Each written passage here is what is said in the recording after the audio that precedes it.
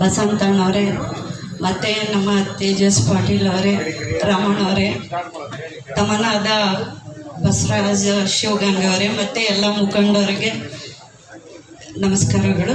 ವೇದಿಕೆ ಮುಂಭಾಗದಲ್ಲಿರುವ ನಮ್ಮ ಜನ್ಮಕ್ಕೆ ತಂದೆ ತಾಯಿ ಕಾರಣ ಆದರೆ ಹುಟ್ಟಿದ ಮೇಲೆ ಬೆಳೆಯುವಂಥ ಎರಡನೇ ತಂದೆ ತಾಯಿಗಳಿರುವಂಥ ನಮ್ಮ ರೈತರ ಬಾಂಧವರಿಗೆಲ್ಲರಿಗೂ ನಮಸ್ಕಾರಗಳು.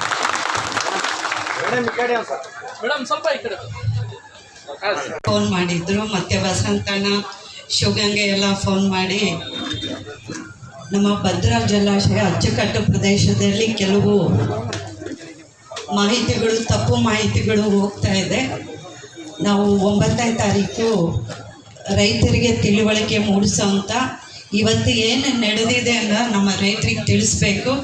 ನೀನು ಹರಪನಹಳ್ಳಿ ತಾಲೂಕು, ನಾನು ಟೇಲ್ ಎಂಡ್, ನಾವು ಭಾಳ ಕೊನೆ ಭಾಗದಲ್ಲಿ ಇರುವಂಥವಳು. ನಾನು ಭದ್ರಾ ಜಲಾಶಯದಿಂದ ಬರುವಂಥ ನೀರು ನನ್ನ 18 ಹಳ್ಳಿಗಳಿಗೆ ಬರುವಂತೆ 10,000 ಹೆಕ್ಟೇರಿಗೆ ನಮಗೆ ನೀರು ಬರುತ್ತೆ. ಅದು ನೀವು ಬಿಟ್ಟರೆ ಮಾತ್ರ, ಇಲ್ಲಿದ್ರೆ ಇಲ್ಲ. ನಿಮ್ಮಿಂದ ದಾಟ್ಕೊಂಡು ನನ್ನ ಹತ್ರ ಬರಬೇಕು. ಯಾಕಂದರೆ ನಮ್ಮಲ್ಲೂ 10,000 ಹೆಕ್ಟೇರ್ ನೀರಿದೆ ಅಂದರೆ 18 ಹಳ್ಳಿಗಳು ಎಲ್ಲ ಇಲ್ಲಿಂದ ಬಂದು ದಾಟ್ಕೊಂಡು ಭದ್ರಾ ನಮ್ಮ ಹತ್ರ ಬಂದರೆ ಹಳ್ಳಿಕೇರಿ ಅಂತ ಲಾಸ್ಟ್ ಒಂದು ಪಾಯಿಂಟ್ ಇದೆ. ಆ ಪಾಯಿಂಟಲ್ಲಿ ನಮ್ಮದು ಸೇರ್ಕೊಂತು ಅಂದರೆ 18 ಹಳ್ಳಿಗಳಿಗೆ ನಮ್ಮ ರೈತರಿಗೆ ಬೆಳೆಯೋದಕ್ಕೂ ಮತ್ತು ಕುಡಿಯೋದಕ್ಕೂ ಎರಡಕ್ಕೂ ನಮಗೆ ಸಾಕಾಗುತ್ತೆ. ನಾನು ಸ್ವಲ್ಪ ಅಣ್ಣವ್ರು ಹೇಳಿದ ಮೇಲೆಲ್ಲ ವಿಷಯ ತಿಳ್ಕೊಂಡೆ. ಕುಡಿಯೋ ನೀರಿಗೆ ಯಾರೂ ತೊಂದರೆ ಮಾಡೋಲ್ಲ, ಯಾರೇ ಪಕ್ಷದವ್ರು ಇರಲಿ, ಯಾವ ಪಕ್ಷದವ್ರು ಇದ್ರೂ ಸಹ ಕುಡಿಯೋ ನೀರಿಗೆ ನಾವು ಯಾರೂ ತೊಂದರೆ ಮಾಡಲ್ಲ.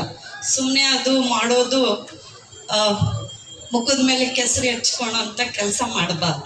ಯಾಕಂದರೆ ಪ್ರತಿಯೊಬ್ಬ ಜೀವಿಗೆ, ಅಂದರೆ ಮನುಷ್ಯರಾಗಿರಲಿ, ಪ್ರಾಣಿ ಪಕ್ಷಿಗಳು ಆಗಿರಲಿ, ಎಲ್ಲರಿಗೂ ಬೇಕಾಗಿರುವಂಥ ಒಂದು ಹನಿ ಗುಟ್ಟಕ್ಕೂ ನೀರು ನಮಗೆ ಬೇಕಾಗಿದೆ. ಅದು ಭದ್ರಾ ಕೊಡ್ತಾಳೆ, ನಾವು ಯಾರು ಕೊಡೋಲ್ಲ. ತಾಯಿ ತಂದು ಕೊಡ್ತಾಳೆ, ನಾವು ಅದನ್ನು ಕುಡಿತಾ ಇದ್ದೀವಿ. ಅದಕ್ಕೆ ಯಾಕೆ ನಾವು ಜಗಳ ಆಡಬೇಕು ಅಲ್ವಾ? ನೀರಿಗೋಸ್ಕರ ಜಗಳ ಆಡೋದಲ್ಲ. ಎಲ್ಲರೂ ನಮ್ಮವರೇ ಅಂತ ಎಲ್ಲ ತಾಲೂಕಿನಿಂದ ಬರ್ತಾ ಇದೆ. ಶಿವಮೊಗ್ಗ ಜಿಲ್ಲೆ, ದಾವಣಗೆರೆ ಜಿಲ್ಲೆ ಮತ್ತು ನಮ್ಮ ವಿಜಯನಗರ ಜಿಲ್ಲೆಗೆ ಅಲ್ಲಿವರೆಗೂ ಬರ್ತೀವಿ. ತಾಯಿ ಅಲ್ಲಿಂದ ಬರುತ್ತೆ, ಚಿಕ್ಕಮಂಗ್ಳೂರಿಂದ ಬರ್ತಾ ಇರುತ್ತೆ. ಆ ನೀರು ನಾವು ಯೂಸ್ ಮಾಡ್ಕೊತಾ ಇದ್ದೀವಿ.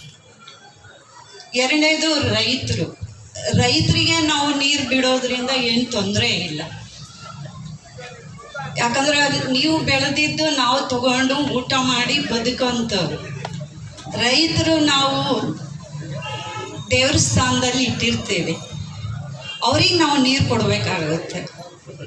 ಯಾರು ಕಟ್ಟಿಸಿದ್ರು, ಯಾರು ಮಾಡಿದ್ರು, ಯಾರು ಸೀಳಿ ಬೇರೆ ಕಡೆ ನೀರು ಡೈವರ್ಟ್ ಮಾಡಿದ್ರು, ಇದೆಲ್ಲ ಹೇಳೋದಕ್ಕಿಂತ ಹೆಚ್ಚಾಗಿ ನಾವು ಏನು ಮಾಡಿದ್ದೀವಿ, ರೈತರಿಗೆ ಏನು ಕೊಡ್ತಾ ಇದ್ದೀವಿ, ಸಾರ್ವಜನಿಕರಿಗೆ ಏನು ಕೊಡ್ತಾ ಇದ್ದೀವಿ ಅಂತ ತಿಳ್ಕೊಂಡು ಜನಪ್ರತಿನಿಧಿಗಳು ಆದವರು ಮೀಡಿಯಾ ಮುಂದಾಗಿರಲಿ ಅಥವಾ ಪತ್ರಿಕಾ ರಂಗದ ಮುಂದಾಗಲಿ ಹೇಳೋ ಮುಂದ್ಗಡೆ ಯೋಚನೆ ಮಾಡಿಬಿಟ್ಟು ಮಾತಾಡಬೇಕಾಗುತ್ತೆ. ಸುಮ್ಮನೆ ಶೋ ಆಫ್ ಅಂತ ನಾವು ಇಂಗ್ಲೀಷಲ್ಲಿ ಹೇಳ್ತೀವಿ, ಅದು ಮಾಡೋದ್ರಿಂದ ಯಾರೂ ನಂಬೋಲ್ಲ. ಎಲ್ಲರಿಗೂ ಹೊನ್ನಾಳಿ ತಾಲೂಕು ಚನ್ನಗಿರಿಯವರಿಗೆ ಅವರು ಯಾರ್ಯಾರು ಏನು ಮಾಡಿದ್ದಾರೆ ಅಂತ ಎಲ್ಲ ಗೊತ್ತಿದೆ. ಶೋ ಆಫ್ ಮಾಡಬಾರ್ದು ಯಾವತ್ತು. ಶೋ ಆಫ್ ಮಾಡಿದರೆ ಜನ ನಂಬೋಲ್ಲ. ನಾವು ಜನರ ಜೊತೆಗೆ ಹೇಗೆ ಹೊಂದಿಕೊಂಡು, ರೈತರಿಗಾಗಲಿ ಯಾರಿಗೇ ಆಗಲಿ ಹೊಂದ್ಕೊಂಡು ನಾವು ಕೆಲಸ ಮಾಡ್ಕೊತ ಹೋದರೆ ಮಾತ್ರ ಜನ ಮತ್ತೊಮ್ಮೆ ನಮ್ಮನ್ನು ಕೈ ಹಿಡಿತಾರೆ ಅಂತ ನನ್ನ ಭಾವನೆ. ನಮ್ಮಲ್ಲೂ ನನ್ನ ತಮ್ಮ MP ರವೀಂದ್ರ, ಮಾಜಿ MLA, ತುಂಗಭದ್ರದಿಂದ ನಾವು ಭಾಳ ನಮಗೆ ಕಮ್ಮಿ, ನಿಮಗೆಲ್ಲ ನೀರು ಕಾಣ್ತೀರಿ, ನಾವು ಕಾಣೋಲ್ಲ. 20% ಅಷ್ಟೇ ನಮಗೆ ನದಿ ಹರಿಯುತ್ತೆ. ನೀವೆಲ್ಲ ಹೊಳೆ ಅಂತೀರಿ, ನಾವು ನದಿ ಅಂತೀವಿ. ತುಂಗಭದ್ರ ಮಾತ್ರ 20%, 8-10 ಹಳ್ಳಿಗೆ ಮಾತ್ರ ಹರಿತಾಳೆ. ಆ 8-10 ಹಳ್ಳಿಯಲ್ಲಿ ಬರುವಂಥ ನೀರಿಗೆ ರವೀಂದ್ರ ನನ್ನ ತಮ್ಮ MLA ಆದಾಗ 50 ಕೆರೆಗಳಿಗೆ ನೀರು ತುಂಬಿಸೋಂಥ ಯೋಜನೆ ಮಾಡಿದ್ದ. ಈಗ 2 ವರ್ಷದಿಂದ ಆ ಯೋಜನೆ ಕಂಪ್ಲೀಟ್ ಆಗಿ ಎಲ್ಲ ಕೆರೆ ನೀರುಗಳಿಗೆ ತುಂಬ್ತಾ ಇದೆ. ಮಳೆರಾಯನು ಚೆನ್ನಾಗಿ ಮಳೆ ಕೊಡ್ತಾ ಇದ್ದಾನೆ. ಜೊತೆಗೆ ತುಂಗಭದ್ರಾ ನೀರು ಸೇರಿ ನಿಮಗಿಂತ ಚೆನ್ನಾಗಿ ನಾವು ಮಲೆನಾಡು ಥರ ಆಗ್ತಾ ಇದ್ದೀವಿ. ಕೆಲವು ಹಳ್ಳಿಯಲ್ಲಿ ನಮಗೂ ನೀರು ಸಿಗ್ತಾ ಇದೆ. 100 ಹಳ್ಳಿಗಳಿಗೆ ಬರೀ ನಾವು 50 ಕೆರೆ ತುಂಬಿಸಿದ್ರೆ ನಮಗೆ ಸುಮಾರು 100-200 ಹಳ್ಳಿಗಳಿಗೆಲ್ಲ ಅಂತರ್ಜಲ ಜಾಸ್ತಿ ಆಗ್ತಾ ಇದೆ. ಎರಡನೇದು ಹೋದ ಸಲ ಮಾಡಿರುವಂಥ ಸರ್ಕಾರ 107 ಹಳ್ಳಿಗೆ ಕುಡಿಯೋ ನೀರಿಂದು ಕೊಟ್ಟಿದ್ರು. ಇದು ನಾವು ಮಾಡಿಸಿದ್ದಲ್ಲ, ಹೋದ ಸರ್ಕಾರ ಮಾಡಿದ್ರು. ಅದು ಸ್ಟಾಪ್ ಆಗಿತ್ತು. ಆ ಸ್ಟಾಪ್ ಆದಮೇಲೆ ಕುಡಿಯೋ ನೀರಿಗೆ ನಮ್ಮ ಚಿಕ್ಕೇರಿ ಭಾಗ ಅಂತ ಇದೆ, ಅಲ್ಲಿ ಯಾವ ನದಿಗಳು ಇಲ್ಲ, ಏನೂ ಇಲ್ಲ, ಎಲ್ಲ ಮಳೆ ಮೇಲೆ ನಾವು ಆಶ್ರಯಿತ ಆಗಿ ಬೆಳೆಯುವಂಥವ್ರು. ಅಲ್ಲಿ ನಮಗೆ ಬೇಕಾಗಿತ್ತು ನೀರು, ಅಲ್ಲಿವರೆಗೂ ನಾವು ತಗೊಂಡು ಹೋಗಿದ್ದೀವಿ. ಆ ನೀರು ಕೊಡೋದಕ್ಕೆ ಅದು ಸ್ಟಾಪ್ ಆಗಿತ್ತು. ಸ್ವಲ್ಪ ದೊಡ್ಡ ಗಲಾಟೆ ಆದಮೇಲೆ MLA ಆದಮೇಲೆ ಅದನ್ನು ನಿಂತು 200 ಜನ ಪೊಲೀಸ್ನವ್ರನ್ನ ಇಟ್ಟು ಅದನ್ನು ನಾವು ಪ್ರಾರಂಭ ಮಾಡಿದ್ವಿ. ಆದರೆ ಕೆಲವರು ಬೇರೆ ಪಕ್ಷದವರು ಇದು ಹಾಕ್ಕೊಡ್ದು ಅಂತಂದೇಳಿ ನನ್ನ ಮೇಲೆಲ್ಲ ಕೇಸ್ ಹಾಕಿದ್ದಾರೆ. ಪರವಾಗಿಲ್ಲ, ಕೇಸ್ ಹಾಕಲಿ, ಬಟ್ ಕುಡಿಯೋ ನೀರಿನ ಹಂತ ನಮ್ಮ ಹಳ್ಳಿಗಳಿಗೆ ಹೋಗುತ್ತೆ. ಅಲ್ಲೇ ಈಗ 80% ಅದು ಕೆಲಸ ಆಗಿದೆ. Archaeology department and forest department ಕೊಟ್ಟರು ಅಂತಂದರೆ ನಮಗೆ ಮುಂದಿನ ದಿನಮಾನಗಳಲ್ಲಿ 105 ಹಳ್ಳಿಗಳಿಗೂ ಕುಡಿಯೋ ನೀರು ಬರುತ್ತೆ ಅಂತ ನಾವೆಲ್ಲ ಅಂದ್ಕೊಂಡಿದ್ದೀವಿ. ಇನ್ನೊಂದು 4-5 ತಿಂಗಳಲ್ಲಿ ಆಗುತ್ತೆ. ಇದೇ ಥರ ಇಲ್ಲಿನೂ ನೀವು ಕೆರೆ ನೀರುಗಳು ಎಲ್ಲ ನಮ್ಮ ಶಾಂತನಗೌಡ್ರ ಅಣ್ಣ, ಬಸಂತಣ್ಣ, ಚನ್ನಗಿರಿಯಲ್ಲಿರುವಂಥ ನಮ್ಮ MLA ಶಿವಗಂಗೆ ಅವರು ಎಲ್ಲ ಹಳ್ಳಿಗಳಿಗೂ ಕೆರೆ ನೀರು ಬಂದಿದೆ.